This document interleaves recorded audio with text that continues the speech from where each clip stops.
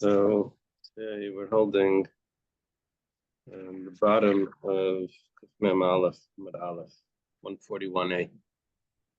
Yeah. Like Hashem, that you're able to learn Torah every day. Exclusive of learning, we should have the basic English immediately. We're learning Lila Nishmas, Shavagolda Basbar Binyamin, and son of Ben Zion, and also for Shleim of Avndav Ben Sarah and Gedal Getzel Yasmin Fig Tzipayr. Okay. We're holding by Elahad the Tanya. You see that? It's 2, 3, 4, 5, 6, 7, 8, 9, 10, 11 lines from the bottom. And we're talking about if a person is saying that if my wife gives birth to a male son, then he'll get a mana, and gives birth to a female, a mana is 100 coins. Give birth to a female, she'll get Masayim, she'll get 200. And the last Gemara was talking about that why would he be giving more to his daughter than to his son? We're saying why there's a benefit to having a daughter first. Yeah. That we concluded that he doesn't want his daughters to be disgraced. That's fine. The way we got into this,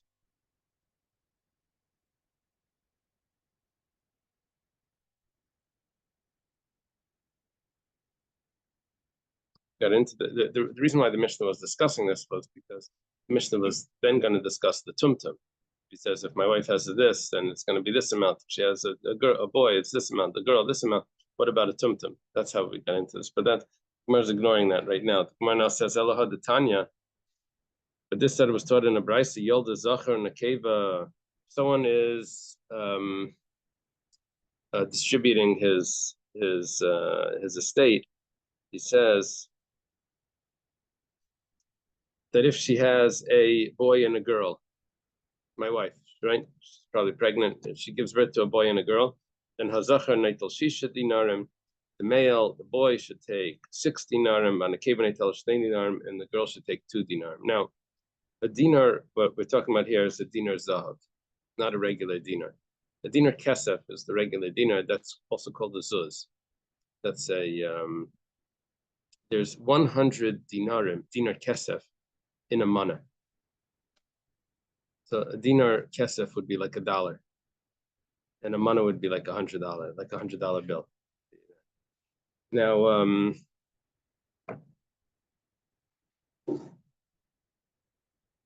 a dinar zav,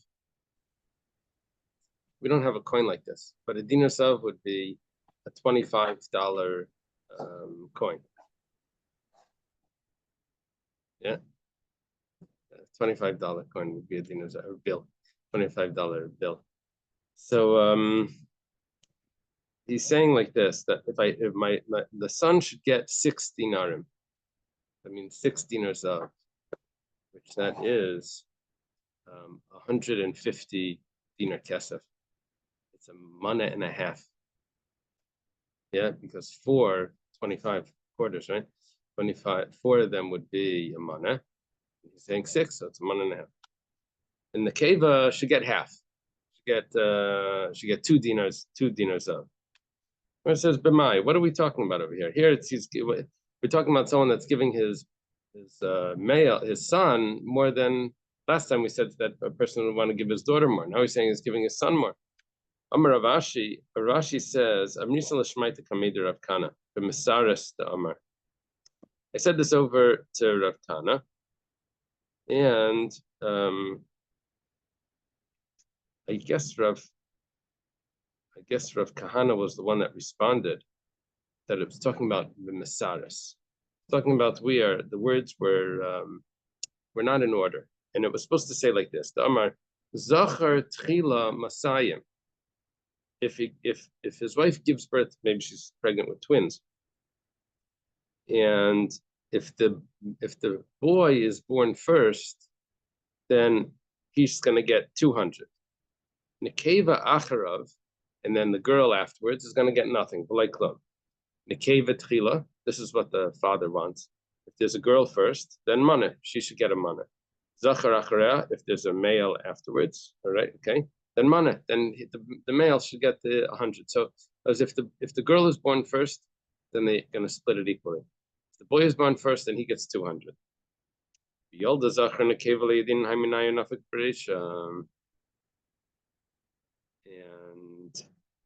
he had twins, but we don't know which one was born first. Zachar shakal mana manafshach.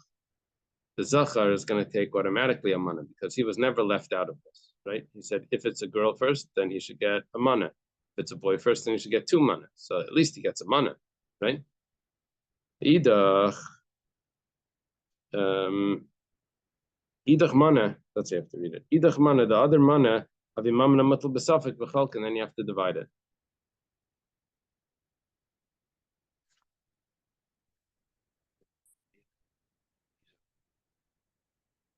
Yeah, he's not doing the firstborn because if it's a he's not doing the halachic inheritance here. He's doing what he wants to do. I thought what's interesting about this Gemara, I thought the Gemara was saying that in the last Gemara, why would someone want to give more to his daughter than to his son? And we said, well, there's certain reasons that he wants that. He's going to be more happy, and he's going to do that. He's going to, or he wants his daughter to be not to be disgraced. She should have to get money from the outside or something. Okay, so now we say we quote another, but why is this person giving more money to his son? So he's saying, well,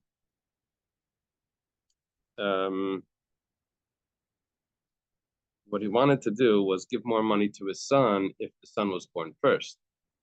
But if the son was born second, then they should get equal. So why is he getting more? He said, because we didn't know. We didn't know who was born first. So we're giving him more because of that doubt.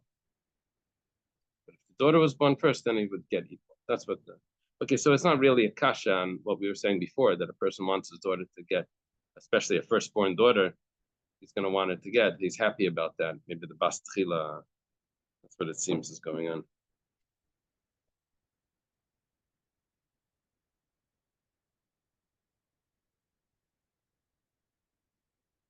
Okay. So now, v'hadatanya, this I was taught in the Brisa, yol de zachar nekeva in le'alamana ich mishkachas la. But we have a Brisa that says that if his wife gives birth to a male and a female, he only gets a mana. What case is that?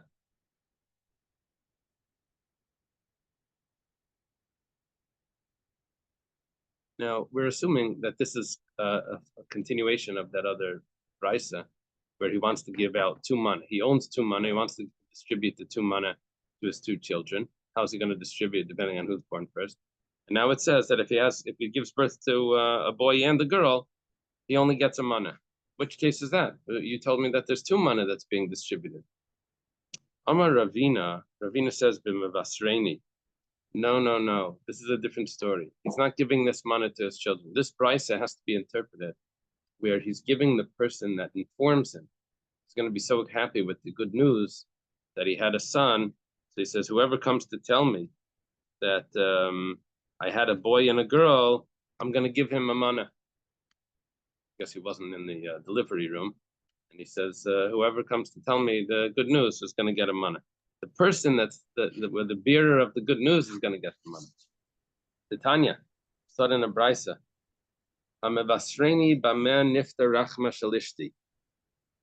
the person that comes to tell me with what the womb of my wife was opened, that means who was the firstborn. Im zachar yital mana. If it's a male, then that person will take a mana. Yalda zachar naital mana. Okay, the guy that comes with the good news gets a mana. Imna keva mana. If it's a female, if it's a girl, then yalda nekeva naital mana. Then he takes a mana as well. Yalda zachar nekeva. If it's a male and a female, gave birth to twins. Ein layala mana. He only gets a mana. Now, if you notice in this last piece, we didn't say what the husband said. We just said his words were, they inform me that my wife had a boy, then the one that informs is going to get a mana. If they inform me that my wife has a girl, then the one that informs me will get a mana. And then the Brisa says, well, what happens if that happened, a boy or a girl? Okay, get a mana. Then it says, and if she had a boy and a girl, then she only gets the person that informs only gets a mana. Now, but he didn't say what would happen if it's a boy and a girl. That wasn't in the Brisa. He didn't say it would. Maybe he shouldn't get anything if that's the case. Well, the Gemara says, the Amar Nami im Zachar Nekeva Nami Tumana. No, we add that in. That's what he said. He says, whoever informs me, if it's a male, gets a mana. Whoever informs a female, gets a mana. Whoever informs a male and female, gets a mana. The Gemara says, this is crazy. El Muti Mai.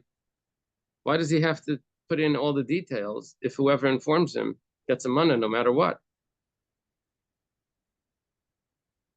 So leave out the details. So say whoever tells me, whatever it is, gets a mana. So the Gemara says Lamute Nefel. Hill was suggesting maybe it's Lamute Tumtum. But the Gemara says Lamute Nefel.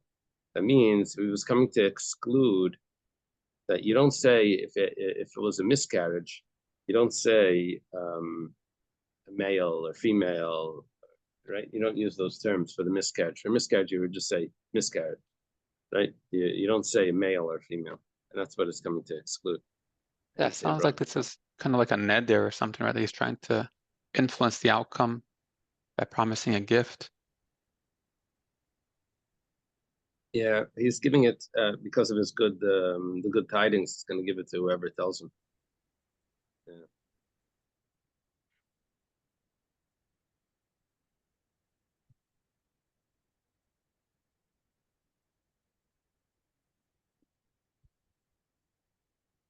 It's interesting. You have to use your imagination to figure out what the case was, like why he can't find out on his own, why he needs someone else to come. When I learn in the yeshiva gemaras like this, but you have to use your imagination. Sometimes they ask me questions, but why did he say, but why is he saying this? And I said, no. That's your job to figure out why. It's not a kasha. Why? Why did he say this?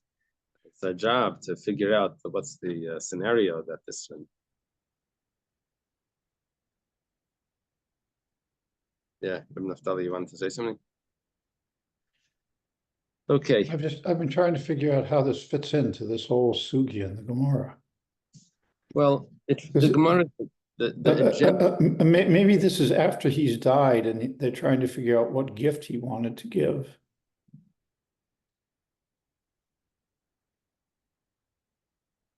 Because if he's still around, he can just find out. Yeah. Well, he's on his deathbed. He's a shchiv meram. He died, so they're trying to figure out what the gift was. He made these statements. Yeah.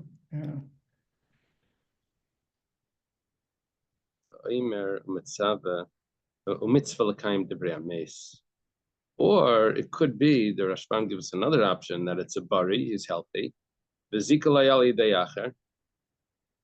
and he gave it through someone else. Someone made a kinyan for the Uber.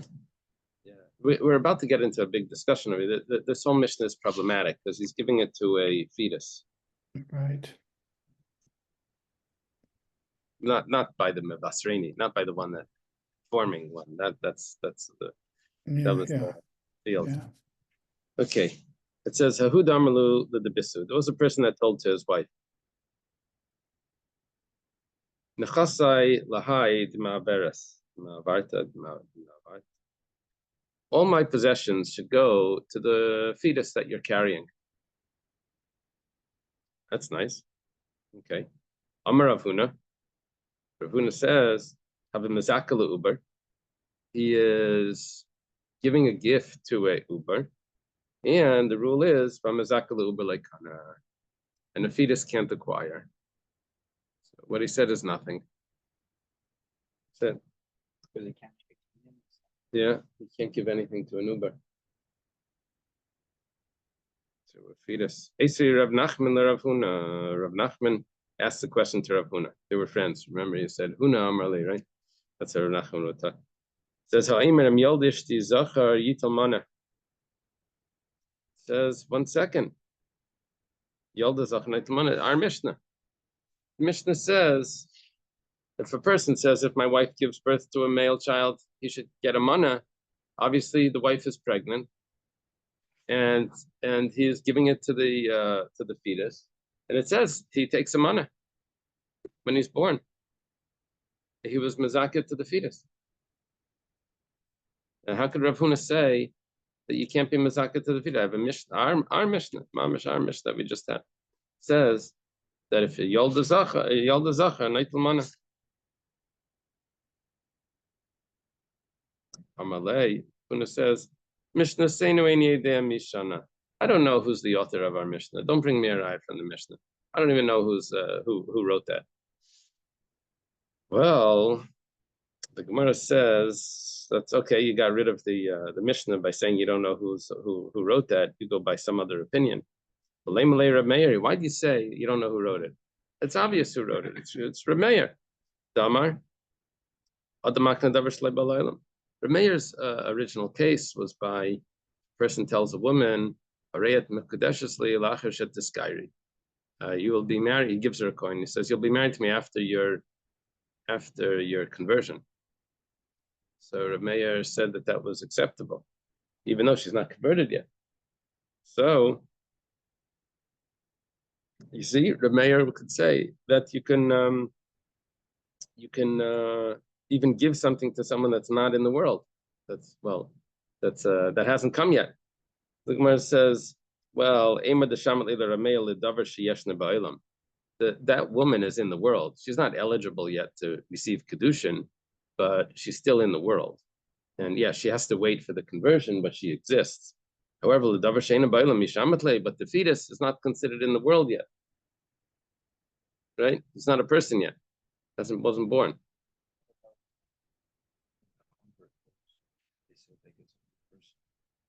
Yeah.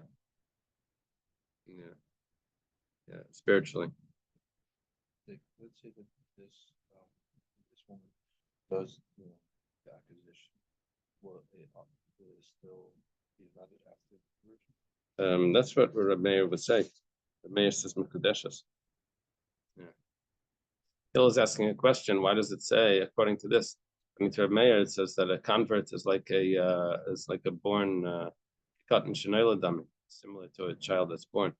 But that's only for spiritually, because if a convert owes money and then goes to the mikveh, you're going to say that it's a new person, a different person. But that could be a decree by the rabbis. Instead of doing bankruptcy, people would just go convert. Uh-huh. Yeah, so whatever the case is, it doesn't apply to.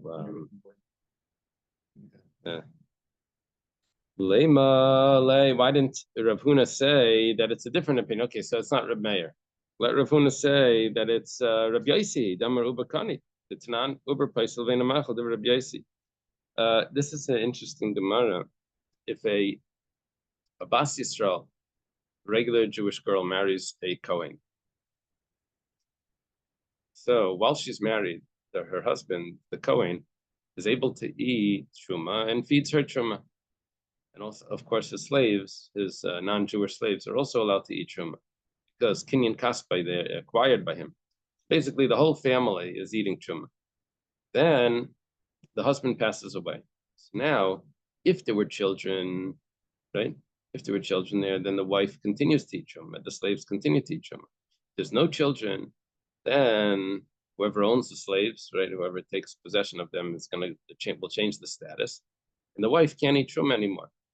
No children. Let's say she's pregnant with his child, right? So she has a Kohen inside of her. So that should be good enough. But no, Rabbi Yosi says it's not good enough. Not only is it not good enough, but the child is going to be the inheritor of the slaves. And those slaves right now are owned by someone that's not considered a Kohen because he's still in the womb of a Yisraelis. The father's not around, the mother is around, If he's born, he's a kayan. Before he's born, he's not a kayan. Right? He probably holds uber yerachimai, and uber is the limb of the mother. That's probably Pshat. And then, so not only he's owned by this, the slaves are owned by this. So look at what the Mishnah says: uber paisel veinamachal. The uber will make them not eligible to eat truma. The slaves that he's inheriting from his father, Rabbi Yossi. So the Gemara's understanding like this: if the uber is able to inherit, right? So then obviously you can also give something to an uber, right? The uber just got the slaves, so you can give something to it. So why did Rav Huna say, what are you talking about? You can't be mazaka to an uber. The Mishnah says you can. So I don't know who wrote that Mishnah. Very obvious. It's Rabbi Yossi. The Shani Yerusha Bamela. No. It's not. Rabbi Yossi was talking about inheritance. Inheritance is different than a gift. The Mishnah is talking about someone's giving a gift. With Rabbi Yossi, was talking about that the uber inherits the slaves. That's Yerusha Bamela. That comes automatically. That doesn't mean that you can actually do a transaction to it. But if you want the inheritance, does the baby have to be born? According to this, no. Baby already gets an inheritance before he's born. Yeah. Now, if the baby dies, then all of that will switch. Also, all of that switches when he's born. Even if he's born, once he's born, he's a kayan and he owns the slaves, and then they can start eating. We're just talking during the pregnancy time, they have to stop eating truma. Yeah. Slaves? On their food stamps card it says no truma. Slaves. Yeah. Okay. Yeah. I think it seems like there's a contradiction, but maybe it's not. The baby that becomes a clone when he gives birth, that he cannot inherit. When he's born, he inherits when he's born also. He inherits even before he's born. Before he's born, see, basically the idea is like this: that an uber b'nei zara, the fetus in the womb of a non-Kohen, is considered a non-Kohen. Once he's born, he's considered a Kohen. Yeah.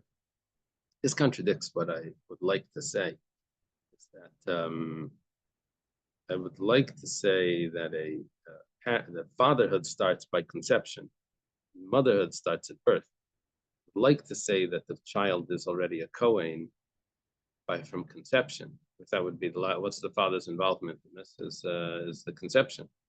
I'd like to say that fatherhood starts then, and if that's the case, then that would explain why that Rashi, that Yaakov is really the firstborn. Rashi says if you have a tube, then you put in a pea or a seed into a tube, the first one in will be the second one out. So he's born second. So who cares? My seed is born second. What's the difference? He says no, because fatherhood starts from conception. So he was the one that was conceived first. Then that would explain that. And born, that has to do with the mother. Who was born first, that has to do with the mother. But that would explain why Yaakov was the firstborn to Yitzchak. But however, our Gemara doesn't say that. Our Gemara says that he becomes a Kohen only after he's born, according to Rabbi Yossi. Only after he's born he becomes a Kohen. While he's inside, he's still Yisrael. So it sounds like motherhood starts at conception, and fatherhood starts at birth. It's the opposite, right? Yeah. One of the examples is that he inherits while he's still in the womb, and the other example, corn, wouldn't he be like inheriting the? That's what we're saying. He inherits when he's born, but the other example is that he inherits when he's in the womb. Right. Right. So he inherits the property in the womb, but he's not considered a Kohen yet till he's born. You're confusing yourself by saying he's inheriting the kahuna. And I say, how does this inherit this? Don't take the word inherit. He becomes a Kohen. He inherits, and then that resolves that.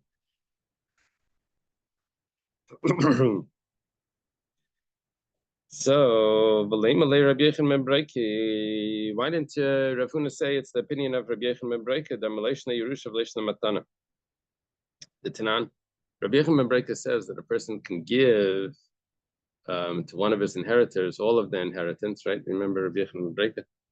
There's almost the whole chapter of Yesh Neichlin, Rabbi Yechon ben Breika. So Rabbi Yechon ben Breika, he says that Tanan, it was taught in the mission. Rabbi Yechon ben Breika, if a person says that so and so that's fitting to inherit him anyway, it's like a son amongst the other sons, says he should inherit all of the property. So we're assuming that royally yarshay means befitting or not eligible to inherit. Anyone that's eligible to inherit, Rabbi Yechon ben Breika holds that you can give him all the possessions.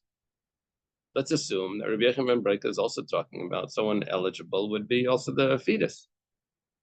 So just say that our Mishnah that says that you can do this is Rabbi Yechon ben Breika.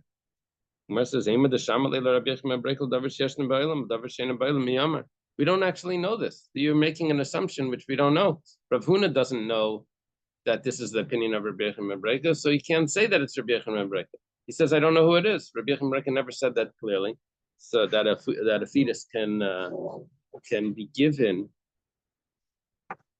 the estate.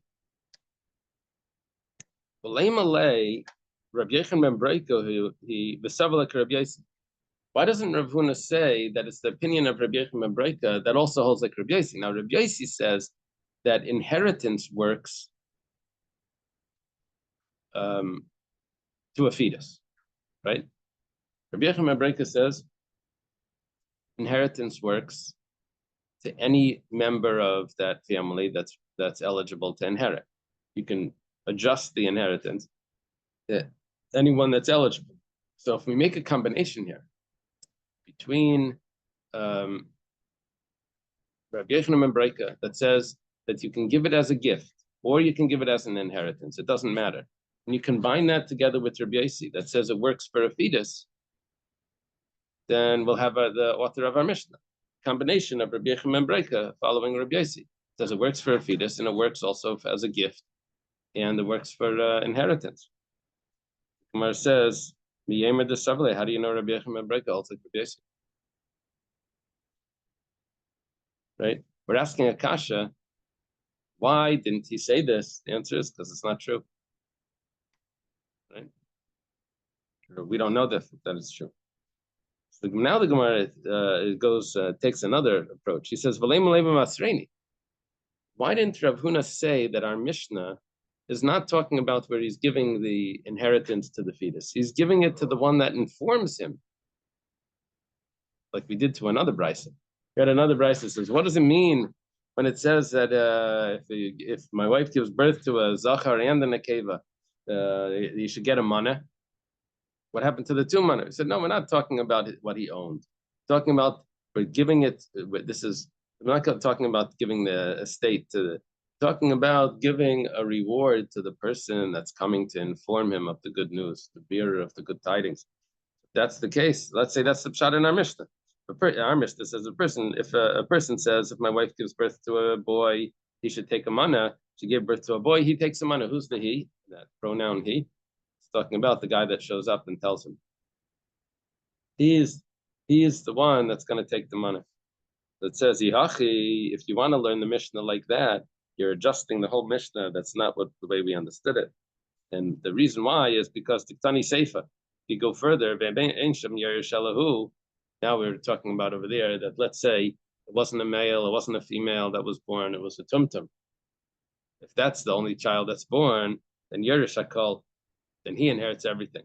If it's talking about the person that informs me, Yerush Ma'avidite, so what does it have to do with the inheritance? Yeah, I got to go back and read it again. Read it again, it doesn't fit. So it's a nice try, but it's not going to work. Why don't we just adjust the language and say, not that the fetus, this is an easy way out, not that the fetus should get the, it's not giving it right now. He's giving it when she gives birth. When she gives birth, he should get 100 coins.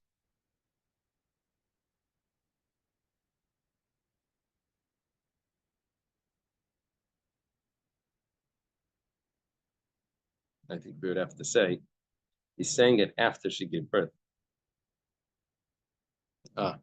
He's saying it after, so that's what the Gemara is asking.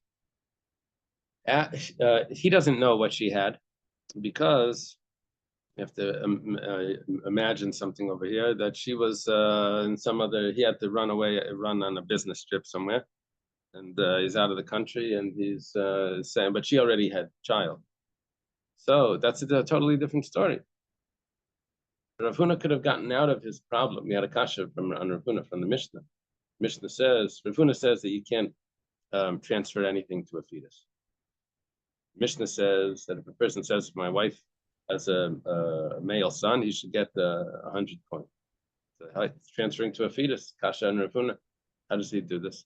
So he's on his deathbed, possibly saying this. So it has to be that it's taking place then. Or he's making a kinyan with someone else. So how does it work?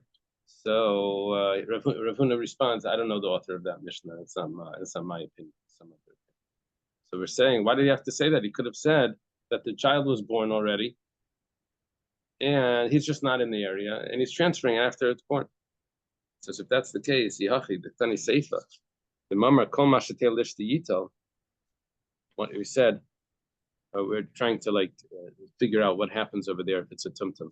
He says, if he says a male, this, if it's a female, that. Well, what happens if it's a tumtum? He says he doesn't get anything. He says, but if he says, Kol Mashatel Lish, whatever my wife gives birth to should get the mana, then the tumtum is going to get. 1 second. Why do you say whatever my wife gives birth to?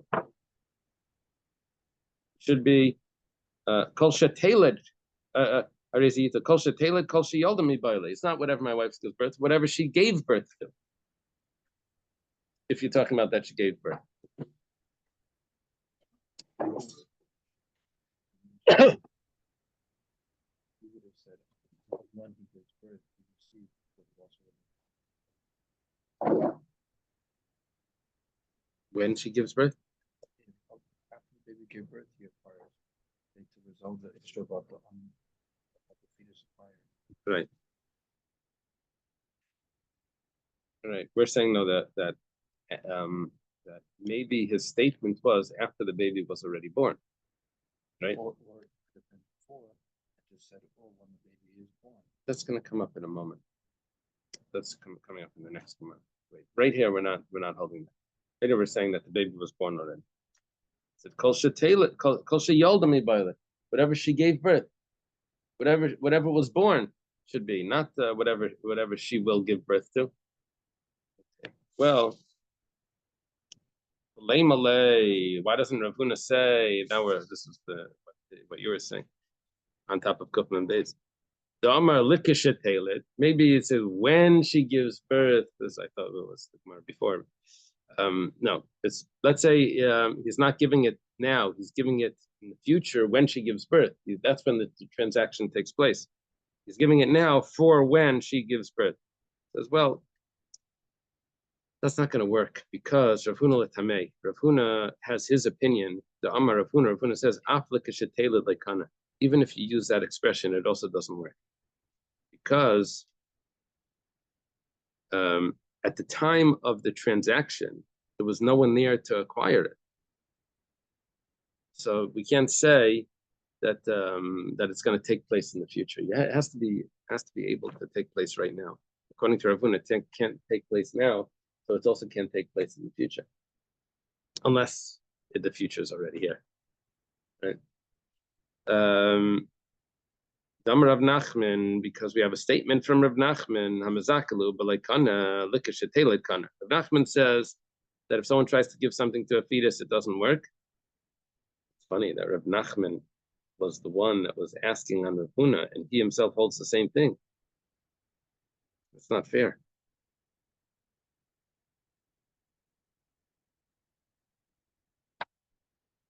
Taisvis Kasha.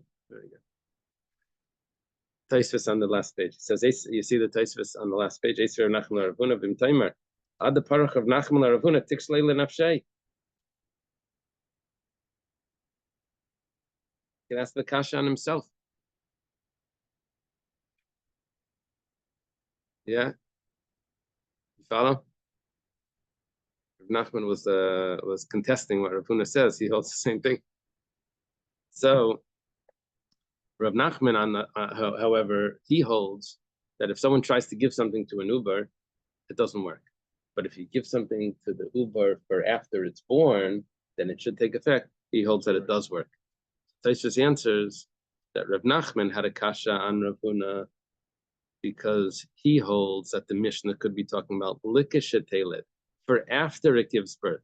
That's when it's after she gives birth. That's when it should take effect. However, Rav Huna says aplikashetelet. There's no solution to the Mishnah because the Mishnah, according to Rav Huna, whether it's right now it should take effect or whether it should take effect later, both of them don't work. So now you have no pshat in the Mishnah. According to Rav Nachman, I have a pshat in the Mishnah. That's why he didn't ask the kasha on himself. He'll explain the Mishnah likashetelet for when the baby's born. That's when he'll acquire. According to Rav Huna, you can't answer. That's what Taisvis answers over here. That's very nice.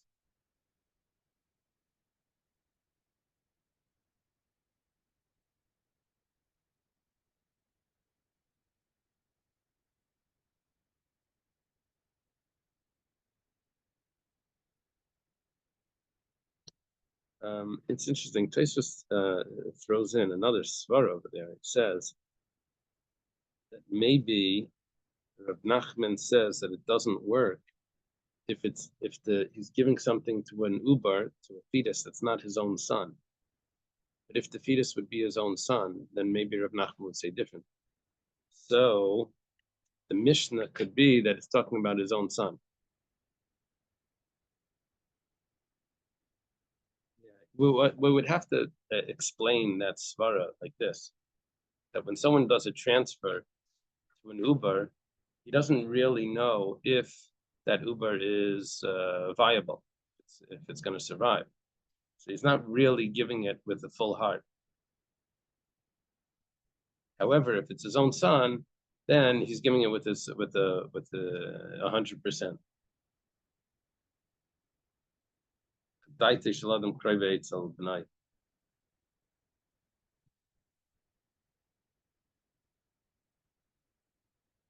Yeah. No, we're going to change his commitment to this transaction if it's his own son. Okay. Now we get another opinion here. Both of them work. Rav Huna could have said it's Rav Sheshes. Rav Sheshes is an Amira. Right? We were looking for a Tana that holds that. So Rav Sheshes argues on both Rav Nachman and Rav Huna regarding Mizak Aluba. Rav Sheshes says that you can give something to a fetus. Says Amar Rav Sheshes. Rav Sheshes says, Mina Minala, how do I know this? How do I know? What's my source? Says, I'll tell you. The Tanya was taught in a Brisa. Ger Shemes. There was a convert that passed away, and with assuming that there were no children, no inheritors, nothing. So all the property becomes ownerless. People run in and start grabbing things. What do they call that? Sale day? Black Friday, something. Yeah, this is, but it's for free. So so everyone's coming in and taking things, and then all of a sudden there's a rumor goes out. He has a son. Or his wife is pregnant. Funny. His wife wouldn't end up with anything. Right? That's a tough situation. No, if there's an inheritor, then the wife would be getting from the inheritor. But if there's no inheritor, so then everyone else would come in and pay. That's not a happy situation. Should we get a ksuba? Yeah. Get a ksuba, but if she wants to live off the estate, and people are just going to take it. And it's not fair. She wouldn't be able to do that petition. Oh, yeah, she could do the acquisition. That's right. She could take it first. Yeah, that would work. All right. She's living there. That's probably considered acquisition. If she knows, right when he dies, just open the door, close the door, lock the gate. Just do that. You have to tell her to do that. So, so everyone that just tried to grab stuff, just okay. Or she's pregnant. So everyone has to return everything that they were taking. Okay, everything went back. Okay, have to return everything. So then the word goes out and says that the child died, the wife had a miscarriage. So they run back in and they try to take it again. So kana, they acquired it. But b'rishaina like kana. Maybe it's supposed to be hichsik. B'shniya kana b'rishaina like. Second one acquires, the first one doesn't acquire. The first acquisition didn't work. If, this is Rav Sheshes talking, Rav Sheshes says, I'll prove it to you that an Uber acquires. If you say that a Uber doesn't acquire anyway, so why'd they have to take acquisition a second time? They already acquired it before, and the Uber doesn't get anything. Amar Abaye says, that's not a proof. Yerusha b'mela shiny. Yerusha, we already said before that inheritance they get. We're only talking about, can you make a transaction to transfer something to them, not through inheritance. Natural inheritance, that works even with an Uber. Rav Sheshes is extending it to something that's beyond that we don't know. Rava says, Shani Hasim de Refui, Marafian Biadayim Mikara. Rava says the reason why they need to make a transaction, they would need to acquire it again, is because the first time they acquired it was very weak. They weren't committed. They weren't like guaranteed that this was for real. They were coming in thinking that, well, just in case, maybe this is going to work. Now, why were they? Because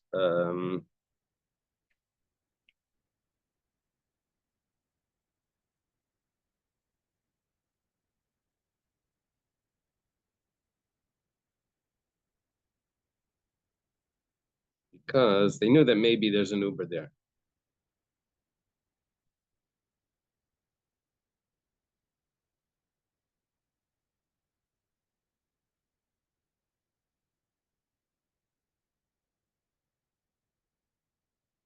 According to Rava, the Uber would only acquire it, not because the Uber acquires it. The Uber doesn't acquire it. But the people that were trying to acquire it didn't have a full commitment that they were really getting it. They didn't really feel that it was really theirs. My Beinayu, what's the practical difference between Abaye and Rava if the Uber inherits already, or if the Uber doesn't inherit and they have to come back again to acquire it anyway because the first time they took it? What's the practical? Lamaisa, they have to come back again anyway to acquire it, either because the Uber acquired it and then died, and so now it's free, it freed it up, or because the first time they acquired it while the Uber was there, it doesn't work. So it says it could be nayash shama by shemes v'leimes v'achakach mes. The difference would be like this: they heard that he died, that the Uber died, but the Uber didn't really die. But then he actually died. So what happens is, according to Rava, when Shamu by Shemes, when they heard that he died, they understood that there's no Uber left, and when they took it, they're guaranteed that it's theirs. This is like the final sale. This is the final. Whoever comes and takes it's theirs for good. They got it, and they thought that the child was that the fetus died, and so they were guaranteed that it was good. So in their mind, they were making a real committed kinyan here. However, according to Abaya, the child did not die. According to Abaya, the child already had possession of it. It doesn't have to do with what's in their mind. It has to do with, is the child there? According to Abaya, so according to Abaya, they would have to come back after the child actually died to make the kinyan. According to Rava, just the fact that they understood that he died, that's enough that the kinyan was a real kinyan. Because the Yerush isn't kind of anyway. Why did we say that they have to come back again? That's because they thought that kinyan wasn't a good kinyan. But here they thought the kinyan was a good kinyan. that should work according to Rava. Well, let's leave it over here.